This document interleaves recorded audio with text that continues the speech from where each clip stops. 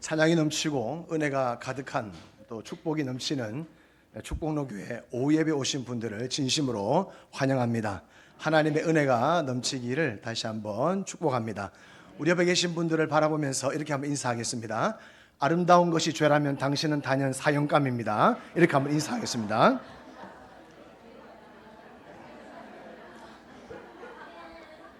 제가 종종 오후 예배 강사로 가면 너는 어디서 왔느냐라는 말을 제일 많이 듣습니다.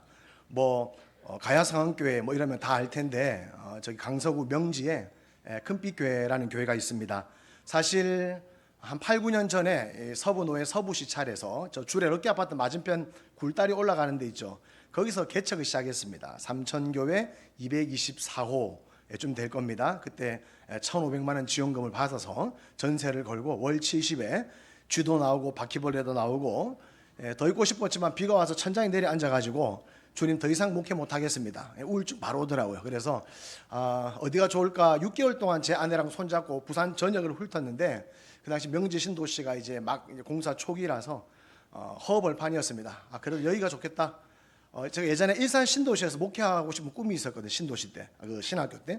그래서 명지 신도시라도 가자 해서 허벌판일 때 건물 2층 올라간 건물 중에 5층을 믿음으로 바라보고 5층을 60평짜리를 얻어서 지금까지 목회를 해오고 있습니다.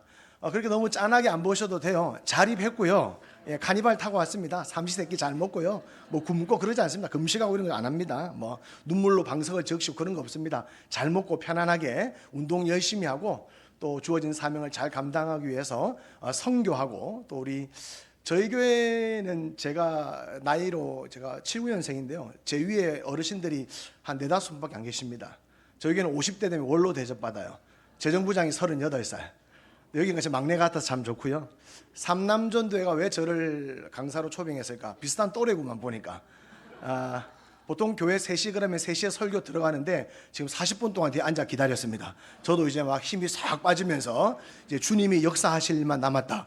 그렇게 생각을 하는데 오늘 읽었던 말씀을 중심으로 젊은 베드로, 늙은 베드로라는 제목으로 말씀을 나누겠습니다. 베드로 인생에는 크게 3번의 고백이 있었거든요. 베드로가 주님을 처음 만났을 때 혹시 뭐라고 고백한 줄 아세요? 주님, 나는 죄인입니다. 나를 떠나세요. 영어 성경에 보니까 나는 죄가 많은 사람입니다. 나를 떠나십시오 라고 죄 고백을 했거든요. 두 번째 고백은 무엇입니까? 가이사랴 빌립보에서 주는 그리스도시요 살아계신 하나님의 아들이십니다. 신앙 고백이 있었습니다. 그리고 베드로 인생의 마지막 고백입니다. 너는 나를 사랑하냐? 여전히 너는 나를 사랑하고 있냐? 라는 질문에 주님 그렇습니다. 제가 주님을 사랑하는 줄 주님이 아십니다. 복습해 볼까요? 베드로 인생 3가지 고백, 죄에 대한 고백, 신앙의 고백, 마지막은 사랑의 고백입니다. 혹시 여러분들이 이 3가지 고백 중에 제일 하기 힘든 고백이 뭘까요? 하나님께나 사람에게나. 오늘 오전 예배 들으셨죠? 오전 예배. 천국의 본점은 하늘에 있고 우리가 지점이다. 오늘 김주식 목사님께서 설교를 하셨죠. 차 타고 오면서 들었습니다. 제가 사전 조사를 좀 했거든요. 이게 발을 들여도 되는 교회인가 안 되는가 여러 가지 좀 정리를 하고 왔습니다. 우리 오전 예배 드릴 때 그 설교 듣기 전에 무슨 고백합니까? 사죄의 기도, 회개 기도하죠. 우리 죄 고백 되게 잘합니다. 그리고 예배 전에 뭐 합니까? 사도신경으로 주는 그리스도시다, 하나님의 아들이다, 신앙 고백 되게 잘해요. 근데 하나님에게나 가까이 사는 남편에게나 아내에게나 자녀들에게 사랑한다라는 고백은 조금 인색한 것 같습니다. 베드로가 했던 이 3가지 고백에 공통점이 있는데요. 성령님이 아니고서는 할 수 없는 고백들이라는 것입니다. 여러분, 성령께서 우리가 죄인인 것을 깨닫게 해주지 않으신다면 내가 죄인이라는 것을 고백할 수 없는 것이고요. 고린도전서에 보니까 성령으로 아니하고는 예수를 주라고 시인할 수 없다라고 하죠. 그래서 우리가 죄인이다, 주님은 그리스도시다라는 신앙 고백은 성령의 힘이 아니면 할 수 없는 것입니다. 로마서에서도 우리 안에 계신 성령께서 계심으로 우리는 하늘에 계신 하나님을 뭐라고 부른다고요? 아빠, 아버지라고 부른다. 그러니까 내가 죄인이라는 거, 주님이 그리스도시라는 거, 내가 주님을 사랑한다라는 거, 하늘에 계신 하나님이 내 아버지라는 거, 이러한 모든 고백은 우리 안에 누가 계셔야 된다고요? 여러분, 주님 사랑하시죠? 주님 사랑하시죠? 사랑하시는 것 같아요. 이 피곤한 오후에 이렇게 정장을 입고 나 저쪽에 헬라 귀부인 줄 알았어. 어떻게 그렇게 멋있는지. 탁 앉아가지고 찬양을 무려 40분 동안이나 부르면서 이렇게 이 시간에 자리를 지키고, 사실 제가 종종 오후 예배 가거든요. 송도에도 가고 대신동에도 가는데 이렇게 오후 예배 때 많이 나와가지고 이렇게 뜨겁게 찬양을 하고 비준비하시네라는 신곡을 부르는데 우리 뒤에 계신 어르신들이 따라 부르는데 너무 멋진 것 같습니다. 제가 여기서 보니까요, 정말 여러분 주님 사랑하는 거 맞는 것 같아요. 우리 옆 사람에게 이렇게 한번 인사하겠습니다. 주님도 당신을 사랑하십니다. 이렇게 한번 인사하시겠습니다. 예수님을 3번이나 모른다고 저주하며 부인했던 베드로가 다시 주님을 사랑한다고 고백하는 거, 참 인간적으로 보면 뻔뻔할 수 있는데, 그것은 인간적인 뻔뻔함이 아니라 베드로가 예수님을 사랑한다라고 고백할 수 있는 근거가 뭡니까? 베드로 안에 여전히 누가 계시기 때문에? 성령님이 계시기 때문에 그렇습니다. 예수님 부인하고 물고기 잡으러 가가지고 터벅터벅 그렇게 고기 잡고 있을 때 예수님께서 물으시죠. 너 나 사랑하냐? 너 아직 여전히 나 사랑하냐? 나는 너 여전히 사랑하는데 너는 나 여전히 사랑하냐? 예, 주님 그렇습니다. 저 같았으면요 그런 고백 못했을 것 같아요. 제가 주님을 부인했더라면 주님이 저한테 진용아 너 나 사랑하냐? 나 부인했잖아. 저는 대답 못할 것 같은데, 저와 여러분 속에 계신 성령님께서, 또 베드로 안에 계신 그 성령님께서 베드로로 하여금 하나님을 사랑한다고 고백하게 함으로 말미암아 그의 무너지고 실패하고 좌절한 인생을 다시 일으킨 줄로 믿습니다. 어쩌면 저와 여러분도 인생을 살아가면서 주님을 간접적으로 직접적으로 부인하며 배반하며 사는지도 모르겠습니다. 그리고 때로는 절망 가운데 주저앉아 있을지도 모르겠습니다. 그러나 오늘 다시 우리가 내 속에 계신 성령의 힘을 의지하여, 주님 제가 부족하지만 주님 사랑하는 건 맞는 것 같습니다. 제가 주님 사랑하니까 여기 앉아 있습니다. 참 제가 죄도 많고 많이 실수하고 허물이 많고 넘어졌지만 제가 주님 여전히 사랑합니다. 우리가 그 고백을 드릴 때에 하나님께서 우리에게 다시 살아갈 수 있는 힘을 주시는 줄로 믿습니다. 저 역시 이제 교회를 개척해서 9주년입니다. 9주년. 제가 한 20분 전에 와가지고 교회 시찰을 좀 해보니까요, 화장실도 있고 식당도 있더라고요. 본당도 있고 목양실도 있고. 저희 교회는 딱 5층의 상가 60평, 식당이 없습니다. 목양실이 없습니다. 제 목양실은 스타벅스, 아침 7시에 주석 가방 이따만한 거 메고, 제 차가 서재입니다. 7시부터 11시까지 커피 2잔 시켜서 4시간 5시간 화장실 3번 가고 충전 계속 하고, 그래서 본전을 뽑고 옵니다. 제 목양실은 스타벅스. 밥은 각자 알아서, 저희도 오후 예배 3시입니다. 밥값도 안 줍니다. 목사님 밥 어디서 알아서 먹고 온, 알아서. 요즘 일부러 다이어트도 하는데 제가 맛집을 추천합니다. 저희 국수집 6,000원, 김밥집 새우생인데 4,000원. 아니면 집 가까운 사람 집에 따라가서 먹고 와라. 어쨌든 오후 예배는 다 와야 된다. 안 오면 조상이 시끄러우니까. 계속 오라고 하니까. 저도 이제 올해로 9주년이 되는데요. 제가 주례 럭키 아파트 맞은편 굴다리 밑에 그 화물 연대인가 뭐 비세는 그 공장 거기서 시작을 했는데요. 그때 제가 다 이렇게 1월 달에 강대상대 방석을 깔고 2주간 혼자 기도하다가 우울증이 걸려가지고 너무 힘들더라고요. 비도 새고 지도 나오니까. 한 10년 후면 한 교회가 여러분들처럼 한 300여 명 되고, 유튜브 구독자는 217명, 우리는 237명. 구독자는 제가 좀 더 많은 것 같습니다. 한 300여 명 모이고 크지는 않지만 자그마한 예배당 하나 지어서 좀 재밌게, 한 부목사님도 한 2분 계셔서 동력하면서 그렇게 재밌게 목회를 하겠지. 아까 김주식 목사님 제가 처음 뵙는데 한 20분 정도 대화를 했습니다. 대화를 하면서 긴장이 되게 많이 풀렸는데요.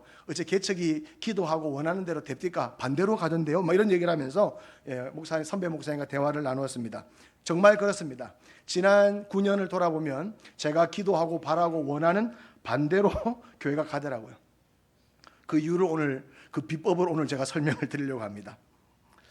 그리고 우리가 2000년대, 2020년도에 코로나를 맞았죠. 많은 교회들, 10,000개의 교회가 문을 닫았다 그러죠. 개척을 요즘 100개 하면 10개 생존하고 그중에 2-3개가 자립하는데요. 저희가 자립한 개척교회입니다. 상위 2% 교회 목사가 설교하고 있는 줄로 믿으시기 바랍니다. 제가 주변 목사를 보니까 가야상학교 강진실 목사, 제 후배인데, 쟤는 뭐 열심히 하더만 큰 교회 청빙도 받고, 다른 사람은 다 잘 나가는 것 같아요. 유학도 가고 뭐 개척을 하면 잘 되는 목사님들도 있고. 그런데 어느 순간 저만 제자리 걸음인 것 같습니다. 저만 도태되는 것 같습니다. 그러다가 상실감을 느끼기 시작합니다. 제가 2년 전에 번아웃이 와가지고 2달을 교회 쉬었거든요. 나는 베드로처럼 실패한 목사가 아닌가? 자괴감에 빠지기 시작했습니다.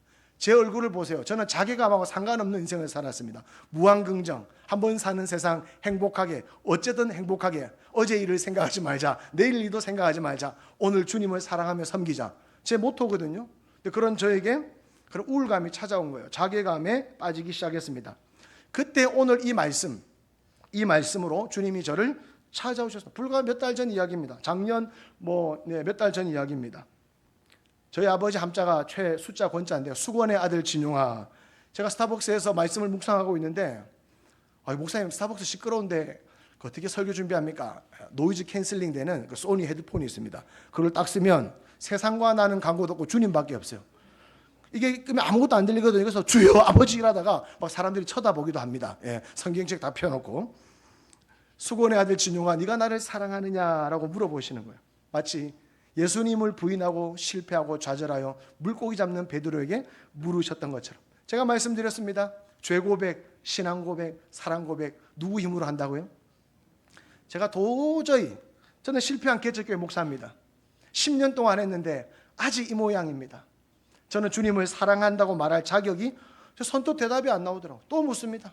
나 주님이 왜 3번 물은지 아시겠어요? 대답할 때까지. 수건의 아들 진용아, 네가 나를 사랑하냐? 주님, 저는 주님을 사랑 안 하는 것 같습니다. 그러니까 목회가 이 모양이죠. 그런데 마지막에 또 물으시더라고. 주님 똑같이 3번 물으시더라고. 수건의 아들 진용아, 네가 나를 사랑하느냐?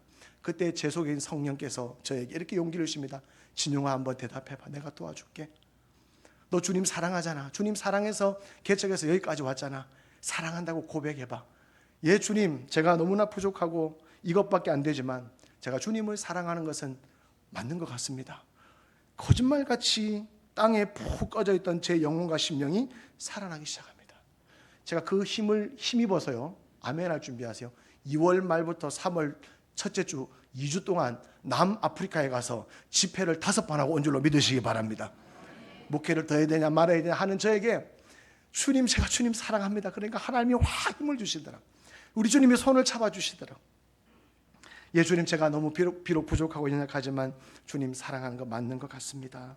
오늘 여러분 속에도 주님을 향한 이 뜨거운 사랑 고백을 통하여 혹시 좌절과 실패와 자괴감과 실망감에 빠져 있다면 주님을 사랑한다라는 고백과 함께 다시 일어설 수 있는 시간 되기를 주의 이름으로 축원합니다.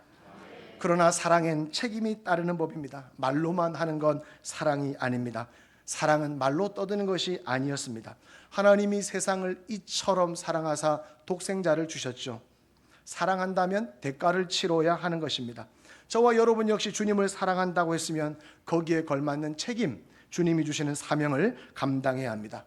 베드로에게 사랑 고백을 들으신 예수님께서는 베드로에게 새로운 사명을 주십니다. 우리가 좀 전에 읽었던 말씀처럼 주를 사랑한다고 고백한 베드로에게 자신의 피값을 주고 산 교회를 맡기십니다. 내 양을 먹여, 내 양을 쳐, 내 어린 양을 먹여. 저 역시 개척을 시작해서 사람들이 좀 모일만 하면 성도들이 우르르 나가기 시작했습니다. 명제는요, 초등학생, 중학생이 7,000에서 8,000명 됩니다. 여기 학교 막 사라지죠. 초등학교 7개째 짓고 있습니다. 중학교 4개 짓고 있습니다. 고등학교 또 하나 짓고 있습니다. 영도에 있던 남고가 저희 동네로 왔습니다. 평균 나이가 31살입니다. 예, 세대가 6만에서 7만 세대입니다. 정말 많은 사람들이 있습니다. 거기에 상가교회 1호, 종교비 세계는 이제 백석교단, 감리교단 다 가져갔고 상가교회가 24개쯤 있는데 저희가 1호입니다. 1호 상가교회.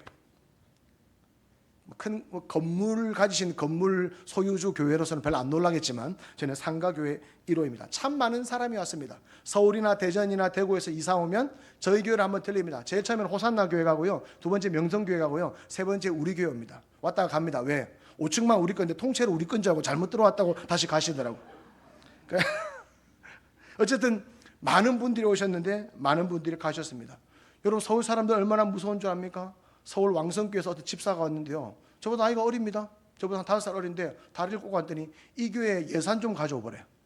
처음 와가지고 예? 이러니까 이 교회가 부채가 얼마나 있고 그걸 갚을 능력이 있는지 보고 등록해야 돼요. 제가 이런 수모를 당하면서 내가 나가라 했어. 나가라. 나도 자존심이다. 호산역에 가서 엄마 3주 있다가 다시 와서 등록한 줄로 믿으시기 바랍니다. 이게 개척교회 목사가요, 이게 좀 그런 게 있어야 되거든요. 가오 같은 게 못 먹어도 뭐 없어도 큰 소리 쳐야 되거든요. 성도들이 참 구름대 같이 왔는데 벌떼처럼 나가더라고요. 남아있는 성도들도 힘들고, 목사님 저희들은 이제 2년 안에는 새 가족한테 정 안 줍니다. 마음 못 엽니다. 정 주고 마음 열면 다 가버리니까. 근데 목사님은 목회를 하셔야 되니까 정 주고 마음 주시고, 목사님이 상처를 대표로 받으라 하더라고요. 니만 받고 우리는 좀 살고 싶다더라고요. 그래서 저희 교회는 정말 누가 와서 6개월 동안 와도 인사도 안 합니다. 예. 집단 트라우마. 여러분 모르시죠? 눈물 없이 들으시면 개척교회 목사 스토리 여러분 모르실 겁니다. 저 혼자 목회 스트레스 받는 게 아니고요. 한날은 2년 전인가요, 제 아들을 4년 동안 가르치던 집사 교사 선생님이 삐져가지고 섭섭막이 들려가지고 교회를 호산나게 왔습니다. 제 아들이 그때 5학년 때인데요, 아빠 그 집사 우리 배신한 거지. 제 아들이 목회 스트레스를 같이 받고 있는데, 주님 저도 큰 교회 부목사로 가면 안 됩니까? 늘 사표를 가슴에 품고 다녔습니다. 예. 근데 이 말씀 때문에 제가 사표를 찍고 열심히 하고 있는데요. 여기까지인가? 코로나까지 맞고 여기까지인가?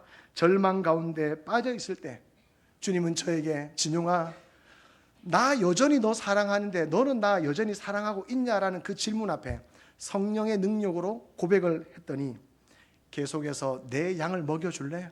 내 어린 양을 맡아줄래? 내 피로 값주고 산, 우리는 셀 것도 없습니다. 어른 40명, 아이 22명, 62명, 셀 것도 없어요. 모자라고 남는 것도 없습니다. 그냥 딱 62명. 예. 그 상가에 나는 실패했고 나는 이것밖에 안 되냐고 했던 그 상가에 남아있는 우리 교인들을 주님께서는 내 피로 산 영혼들이야, 이 귀한 교회를 네가 나 다시 맡아서 제대로 목양해 줄래? 이렇게 참 감격스러운 사명을 저에게 허락을 해주셨습니다.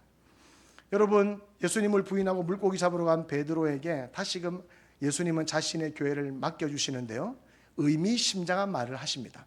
우리가 여기까지는 참 익숙해요. 찬양도 갈릴리 바닷가에서 찬양도 알고 여기까지는 참 익숙한 본문인데, 굉장히 부담스러운 얘기가 18절 19절인데요 저는 오늘 이 얘기하러 왔습니다. 18절 다 같이 한번 읽겠습니다. 시작.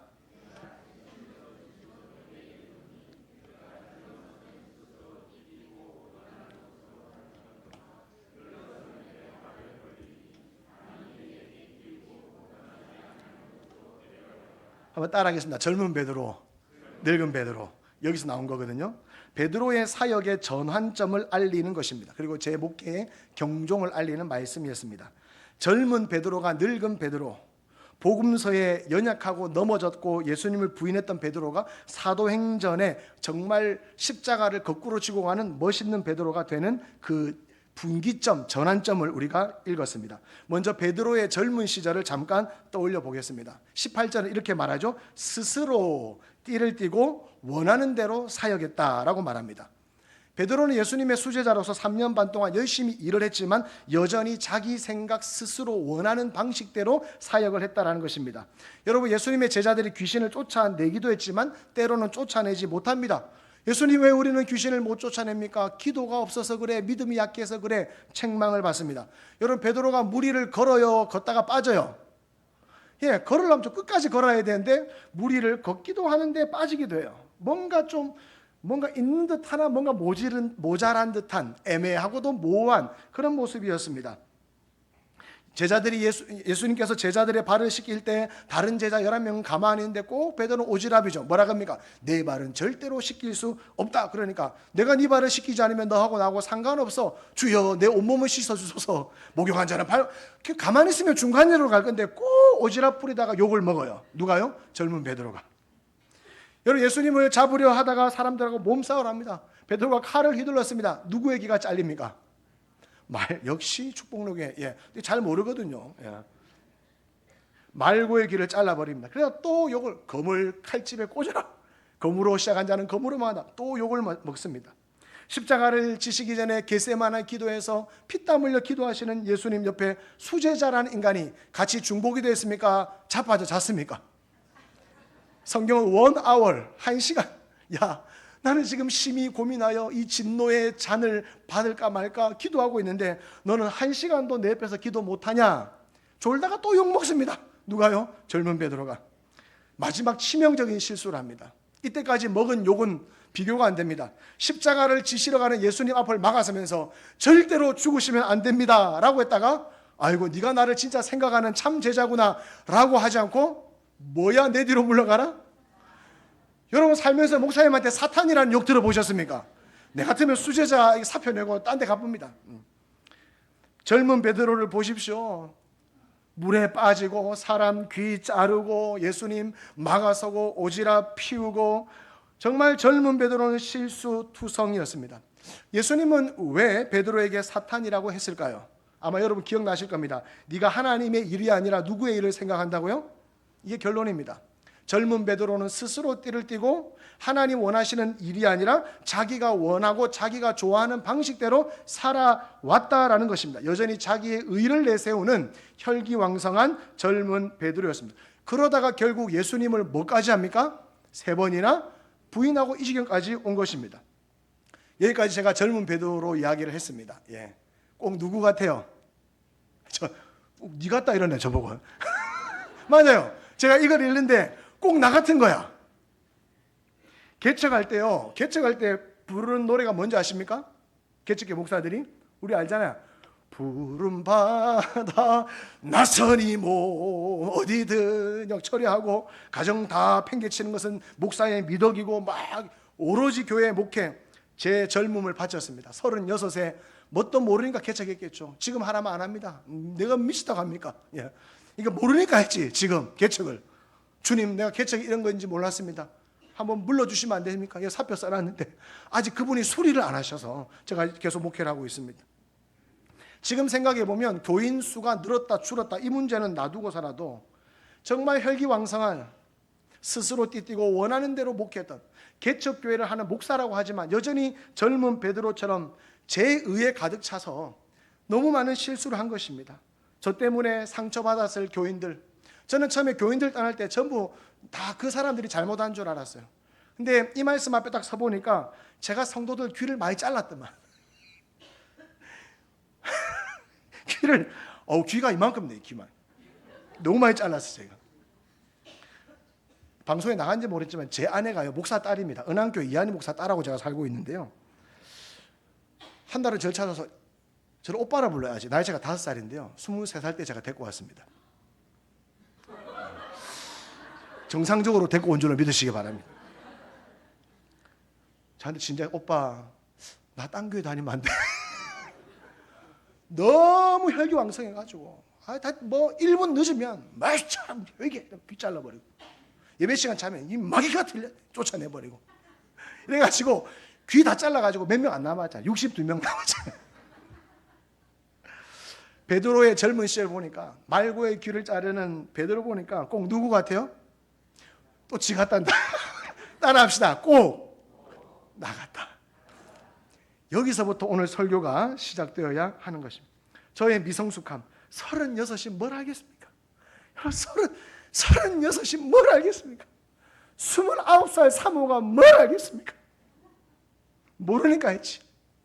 나도 찌르고 내 자신도 찌르고 다른 사람도 찌르고 부인도 찌르고 우리 자식들도 찌르고 교인들은 귀 자르고 내 속에 내가 너무 많아. 나도 나를 찌르고 쉬려고는 새도 찔려서 날아가네.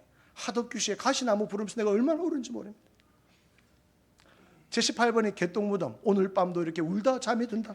얼마나 개똥무덤을 개똥벌레를 부르면서 떠나가네 다 떠나가니까 얼마나 울었는지 모릅니다. 오늘 밤도 주여 이렇게 울다 잠이 듭니다. 어떤 생각이 드는 줄 알아요? 내가 사명받아서 남들보다 더 고생해서 부름받아 나선임은 부르면서 비세고 쥐 나오는 교회당 40평에다가 월세 70만 원치 얻어가지고 개척 시작한 목사인데 라고 했던 그 자신감이 지나고 보니까 9년을 지나고 보니까 내가 하나님의 교회 그리스도의 몸된 교회를 세우는 게 아니라 이거 찝고 있더라고요. 나는 교회를 세우는 목사가 아니고 교회에 피해를 입히고 있는 목사가 아닌가 해서 저는 정말 머리 대면 자는 사람인데요, 어느 때는 6개월 동안 불면증에 걸린 적도 있었습니다. 재작년에. 이제 나는 사람들 기도 다 잘라내고 그리스도의 몸도, 제 아내도 다른 교회 다니면 안 되겠냐고 물을 정도로 많은 사람이 귀를 잘랐으니까 이제 주님을 모른다고 배반하는 일만 남았구나. 여러분, 이때쯤 되면 어떻겠어요, 제 마음이. 그런데 불과 작년에 수건의 아들 진용아, 네가 나를 절대 사랑한다고 말 못합니다. 교회를 이 지경으로 만들어놨으니 주님은 그런 젊은 베드로를 사랑으로 기다려주셨습니다. 늙은 베드로가 될 때까지, 성숙하고 어른스러운 베드로가 될 때까지, 사람의 생각이 아니라 성령의 의지에 사로잡혀 이제는 네가 남이 띄우는 띠를 띠고 네가 원하는 곳이 아니라 다른 사람, 성령의 인도를 받으며 사도행전부터는 사역을 하게 될 거야. 그때까지 하나님은 기다려 주신 것입니다. 18절을 다시 보십시오. 진실로 젊어서는 스스로 띠띠고 원하는 것으로 다녔거니와 늙어서는 네 팔을 벌리니 누가 띠를 띄우고, 여기서 말하는 남은 성령님을 말하는 것입니다. 재밌게도 요한복음 뒤에는 어떤 책이 나옵니까? 누가복음 나옵니까? 사도행전 나옵니다. 재밌죠? 복음서에 나오는 베드로하고 사도행전에 나온 베드로하고는 똑같은 베드로인데 전혀 다른 베드로입니다. 복음서 나오는 베드로, 젊은 베드로. 사도행전 나오는 베드로, 늙은 베드로. 잘하시네요. 한 시간도 기도하지 못했던 베드로가 제9시 기도 시간에 성전으로 올라가다가 누구를 고칩니까? 은과 금 내게 없으나 예수 이름으로 명하노니 일어나 걸어라. 기도 시간에 지붕에서 기도하다가 환상을 보고 고넬료 집에 가서 복음을 전합니다. 성경에는 나오지 않았지만 여자아이 앞에서 목숨 구걸하던 그 겁쟁이 두려움에 가득 찼던 베드로가 십자가를 거꾸로 지고 내가 주님을 사랑한다라는 그 고백에 책임을 다하는 모습, 죽음으로 책임을 다하는 어른스러운 늙은 베드로가 된 것입니다. 저 역시 10년간 참 많은 사람들의 귀를 잘랐고 지금 생각하면 심장도 많이 도려낸 것 같습니다. 인간적인 확신으로 많은 사람들, 주님의 일을 한다고 했지만 여전히 내 생각, 사람의 생각으로 가득 찼던 저였습니다. 때로는요, 나하고 안 맞으면 틀렸다고 생각해요. 이런 거 있죠. 여러분, 나하고 다르면 틀린 건가요? 감자를 소금에 찍어 먹어야 돼요? 설탕에 찍어 먹어야 돼요? 이거 갖고 싸워요, 사람들이. 나 미치겠어, 성도들이. 저는 전라도에 와서 소금에 찍어 먹는다는데 경상도는 설탕에, 이래 싸우더라고. 또 둘 다 나가라 했어. 내가 가위바위보 진 사람 나가라 그랬어요. 다 잘라버렸습니다, 제가. 심지어 내 생각과 다르면 하나님도 틀렸어, 이렇게 생각하게 된 거예요. 여러분, 가인의 제사 하나님 안 받으셨죠? 그러면 뭐가 문제인지 생각해 봐야 됩니까? 가인은 내 제사가 문제가 있구나. 왜 아벨 제사는 받지? 뭐가 문제지? 누구를 돌아봐야 돼요. 근데 가인은 누구한테 문제를 제기합니까? 얼굴색이 변화. 너 왜 안색이 변했냐? 내 제사 안 받잖아요. 하나님 되게 불쾌합니다. 보십시오. 나하고 다른 사람을 틀렸다고 말하는 것은 물론이거니와 이게 심해지면요, 나하고 다르면 하나님도 틀렸어, 이렇게 생각을 하게 됩니다. 그러나 그 젊은 베드로와 같은 저를 주님은 지금까지 기다리셨고, 젊은 베드로와 같은 우리 삼남전도의 남성분들, 여성분들 잘 모르겠고, 회장님 저하고 좀 비슷한 연배 같은데 맞죠? 예. 지금도 기다리신 겁니다. 그리고 제 마음에 이런 음성이 들립니다. 이제 네가 하고 싶은 거 다 했냐? 아직도 하고 싶은 게 남았냐? 아니요. 소위 말하는 천부여 의지 없어서 손들고 갑니다. 저는 주님 앞에 항복을 선언하며 이렇게 말했습니다. 정말 이렇게 고백했습니다. 하나님, 10년 동안 제가 하고 싶은 목회 다 해봤습니다. 제가 진짜 하고 싶은 거 다 해봤거든요. 할 수 있는 것도 다 해봤습니다. 저는 여기까지입니다. 이제는 제가 원하는 대로 내가 띠띠고 목회 안 하겠습니다. 남이 너에게 띠를 띄우고 원치 않는 곳으로 인도하겠다라는 말씀 앞에 제가 항복합니다. 자, 천부여 의지 없어. 내가 천부여 의지 없어서를 불렀어. 교회 가가지고 사복스에서 못 부르니까 그래 처량하더만. 또 얼마나 울은 줄 압니까? 또 혼자 은혜 받아가지고 개척교회 하면요, 주중에 사람이 없습니다.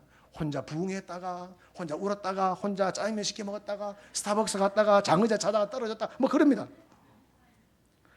다 손들고 주여 이제 저에게 띠를 띄우시고 주님이 원하시는 그 길로 걸어가겠습니다.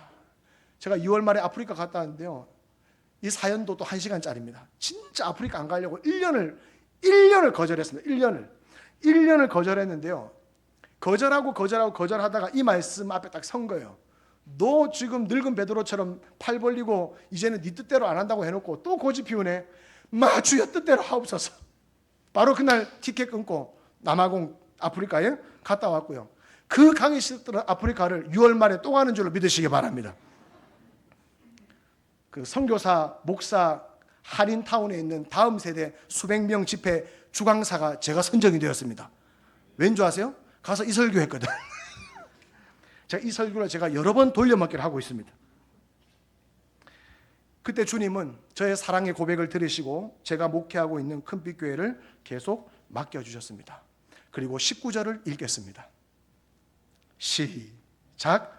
이 말씀을 하심은 베드로가 어떠한 죽음으로 하나님께 영광을 돌릴 것임을 가리키심이라라. 이 말씀을 하시고 베드로에게 이르시되 나를 따르라. 네가 늙어서는 남이 너에게 띠띠우고 네가 원하지 않는 곳으로 데려갈 거야 라는 것을 어떻게 해석하십니까? 베드로의 죽음. 성경에는 그런 말 없습니다. 그러나 역사적으로 볼 때 베드로는 어떻게 죽었습니까? 순교했죠? 십자가를 거꾸로 지고, 여러분, 사랑엔 책임이 따릅니다. 그래서 사명을 받으셔야 됩니다. 근데 그 사명과 책임은 무엇으로 증명됩니까? 바울의 고백처럼 나는 날마다 죽노라. 사랑 고백은 결국 죽음, 순교로 귀결되는 것입니다. 실제로 피를 흘려서 우리의 육체의 죽음이 이렇게 생명이 죽는 죽음, 피를 흘리는 순교를 성교학에서는 적색 순교라고 해요. 적색 순교, 실제적 순교입니다. 그리고 바울의 고백처럼 나는 날마다 죽는다. 내 속에 있는 죄를 날마다 죽여가. 내 의, 나를 부인하고 내 생각을 내려놓고 내 고집과 아집을 매일 내려놓는 이 순교를 무슨 순교라 할까요? 백색 순교라고 합니다. 백색 순교가 어려울까요? 적색 순교가 어려울까요? 저는 아까 찬양하는데 평화 몸이 뜨면서 막 그대로 천국 갔으면 좋겠습니다. 미련 남았습니까? 개척교회 10년 하니까 미련 한 개도 없습니다. 미련. 좋은 넥타이, 목만 쪼여가지고 땀만 나지. 예? 좋은 구두, 좋은 차, 좋은 음식. 제가 아프리카 가면서 막 비행기 뚝 떨어지면 좋겠다. 3분만 참으면 바로 천국 직행 아닙니까? 하나님께서 순교자로 등록시켜 줄 건데. 질문 드립니다. 진짜 죽는 적색 순교가 힘들까요? 날마다 내 안에서 솟아나는 죄를 죽이며 싸우는 백색 순교가 힘들까요? 그렇죠. 우리는 백색 순교자들입니다. 하나님이 순교자로 봐주시는 거죠. 그러면 왜 베드로가 적색 순교에 실패했는지 아시겠죠? 질문 드리겠습니다. 날마다 말씀과 기도 앞에서, 십자가 앞에서 내 죄를, 내 자아를 죽이는 백색 순교의 훈련이 안 된 사람이 어느 날 갑자기 찾아온 적색 순교, 아멘하고 순교할 수 있을까요? 못합니다. 베드로가 기도를 몇 시간도 못했다고요? 자아가 죽지 않은 거예요. 누구든지 내 제자가 되려거든 자기 십자가 메고 자기를 뭐하고? 젊은 베드로가 늙은 베드로가 되어야 되는 겁니다. 혈기왕성하고 내 생각, 내 자아를 다 내려놓아야, 그 훈련이 날마다 되어야, 백색 순교가 날마다 이루어져야 내일 혹시 일본 순사들이 탁 목에 총 겨누고 내렉간, 이건 북한입니까? 아무튼 너 예수 믿으면 죽여버리겠다고 해도 아멘 나를 죽이시오 라고 할 수 있겠냐 이 말이에요. 우리의 사랑 고백은 실제적인 사명 감당으로 증명을 해야 되고, 그 사명은 우리 속에 있는 죄와 자아를 날마다 죽이는 백색 순교가 있을 때 가능한 줄로 믿습니다. 그런 은혜가 있기를 바라고요. 오늘 헌신하시는 3남전도의 여러분, 지금까지 젊은 베드로로 살아오셨습니까? 아니면 늙은 베드로가 되는 과정에 있으셨습니까? 제가 성도들 귀 자른 얘기할 때 많이 웃으셨죠. 여러분은 일단 사모님, 아내분들 귀 많이 잘랐죠. 나와 다르면 집사님 틀렸어, 권사님 틀렸어, 김치를 무치는데 이렇게 해야지, 틀렸어. 너무 적나라하게 사전 모의하고 정보 입수한 거 없습니다. 나랑 다르면 하나님도 틀렸어, 원망하진 않았습니까? 주의 일을 한다고 직분받아 열심히 교회를 섬겼지만 그것이 베드로처럼 남의 귀를 자르고 어쩌면 교회의 몸을, 그리스도의 몸을 해치는 일이 아니었습니까? 그 열정과 섬김이 하나님을 위한 것이었습니까? 나의 만족을 위한 것이요. 제가 10년 목회하고 깨달은 게 있습니다. 죄송합니다. 어르신들 다 저보다 형님 누나신데 젊은 베드로는 절대 교회를 세울 수 없습니다. 10년 왔는데요. 제자리라. 10년을 제가 선교지를 30번 다니면서 제가 10년 동안 선교지를 30번 다니면서 빚을 땡빚을 내가지고 지금까지 은행 빚을 갖고 있으면서 개척교회 하면서 저는 저희 가족들하고 10년 동안 가족여행 한 번도 못 가봤습니다. 근데 젊은 베드로 내 생각, 내 방식대로는요 하나님의 교회를 세울 수 없다라는 것을 알았습니다. 오늘 헌신하시는 삼남주의 여러분 집에 가셔서 이 말씀 읽고 천부여 의지 없어서 10번 부르고 주무시길 바랍니다. 늙은 베드로가 되어야 내 자아가 죽는 백색 순교자가 되어야 그때 하나님이 일하시더라고요. 약할 때 강함 되시더라고요. 우리가 가난할 때 부유함을 주시더라고요. 우리가 미련할 때 하늘의 지혜를 허락하셨습니다. 제가 사실 여기 이 자리에 아는 분은 하현진 집사님하고 아들 은호밖에 모릅니다. 제가 시 지도 목사인데요. 제가 이 말씀에 너무 은혜를 받아가지고 C가 매달 기도회를 하거든요. 매달 기도회를 하는데 이 설교를 탁 했습니다. 그때 탁 하늘샘교회 C 회장이 울더라고. 탁 울더라고. 탁 하인 집사님이 탁 은혜를 받더라고. 그전에는 은혜 잘 안 받는데 갑자기 은혜를 막 받더라고요. 목사님! 저한테 말을 걸면서 4월 달에 뭐 헌신 예배가 있는데 와주시길 바랍니다. 그리고 남전도에 헌신 예배인데 집사님이 섭외합니다. 그때 주님의 부르심인 줄 알고 아멘 했습니다. 제가 원래 뭐 잘 안 나갑니다, 여러분. 제가 뭐 쉬운 목사가 아닙니다, 여러분. 근데 제가 이제 늙은 베드로가 돼야 되니까 그 목사가 교회는 우주적 교회 하나의 교회인데 축복동회, 명지교회, 뭐 성안교회, 지역교회 이름은 다르지만 다 주님의 교회 아닙니까?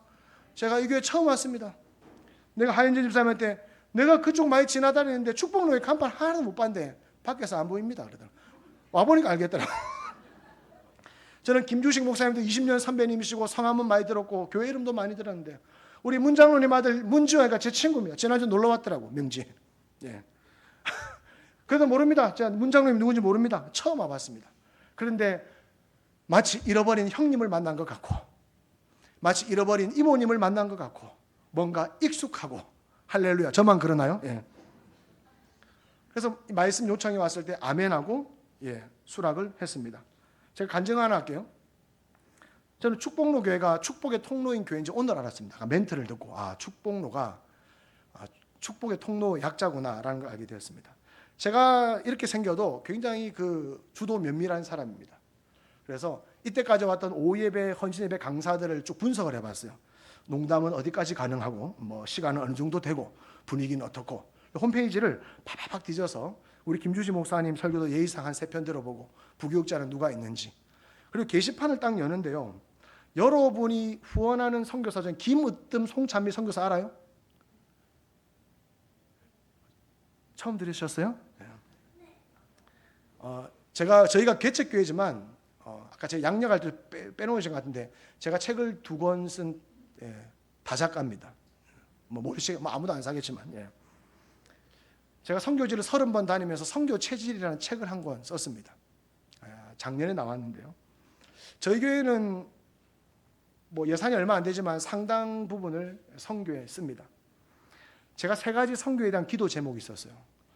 정말 자유롭게 선교지를 오갈 수 있는 목회를 하게 해달라. 응답받아서 30번 갔으니까 말 다 한 거죠. 2번째, 주파송 선교를 좀 하게 해달라. 아이고 교회도 뭐 어른 40명밖에 안 돼 주파송을 한다고? 3번째, 이제 내년 10주년을 기도하고 있습니다. 선교관을 하고 싶어요. 원룸부터라도. 옆에 레이한테 딱 대놓고. 저는 1년에 선교사님 10명 이상 만나거든요. 내일 모레도 만나고. 7년, 6년 동안 저 멀리서 선교를 하다가 한국에 들어오면 거할 곳이 없어요. 거할 곳이. 그리고 타고 다니는 차가 없어지고 23년 된 35만 킬로 된 아반떼 XD 타다가 막 연기 나고 막 그러더라고. 주님 내년에 10주년 기념으로 선교관 원룸 투룸 하고 큰 차 바라지 않습니다. 레이 정도 하나 허락해 주십시오. 그렇게 기도했습니다. 첫 번째는 응답되고 2번째 주파송 선교사를 오랫동안 기도했는데요. 제가 여러분 교회 설교 요청을 받고 여러분 교회 홈페이지를 뒤지다가 김으뜸 송찬미 선교사가 이번 한 달 전에 KPM 선교훈련을 수료하고 모금액 350만 원도 다 채워서 이제 둘째를 임신해가지고 4월 10일 날 출산을 하는데요. 4개월 휴가를 받고 8월 달에 일본으로 파송되는데 그 세 번째 기도 제목, 아직 주파송 선교사를 만나지 못했습니다. 꼭 찾게 해주세요. 그걸 보는 순간 나는 축복로교에 설교하러 가는 이유가 이 사람들 바로 연락해가지고 다음 주 재직해야 합니다.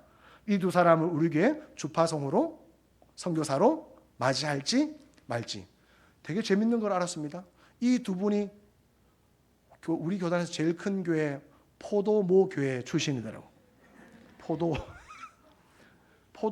포도모 교회가 있어요.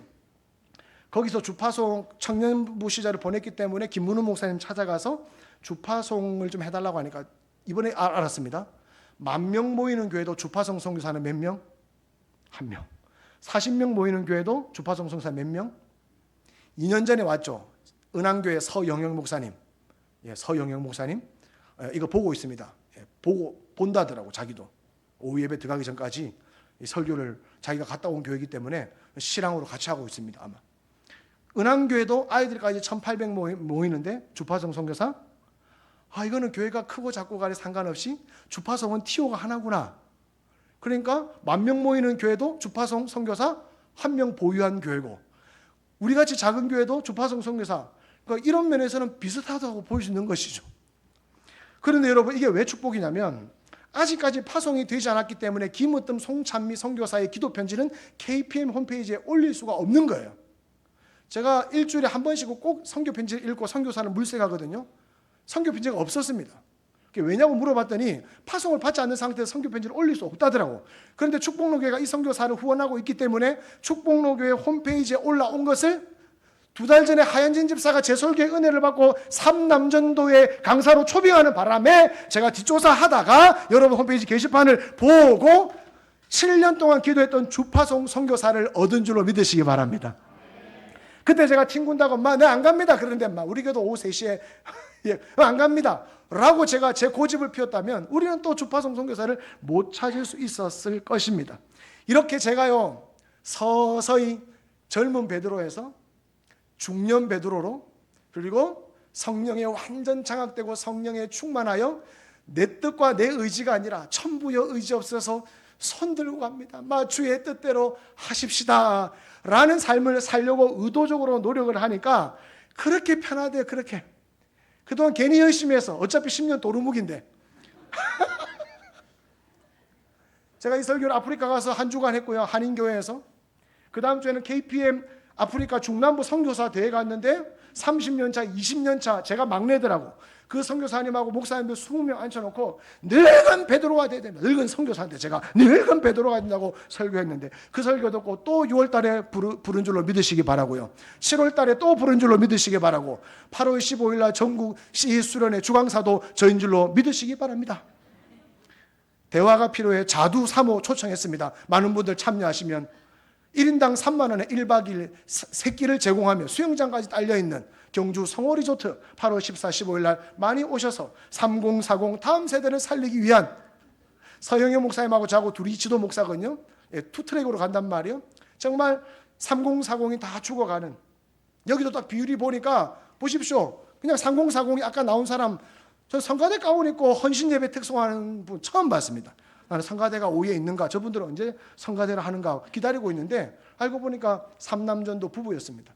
여기 그래도 찬양 소리 들어보니까 우리 회장님이 열정을 가지고 사회 보는 거 보니까 축복로교회는 희망이 있는 줄로 믿습니다.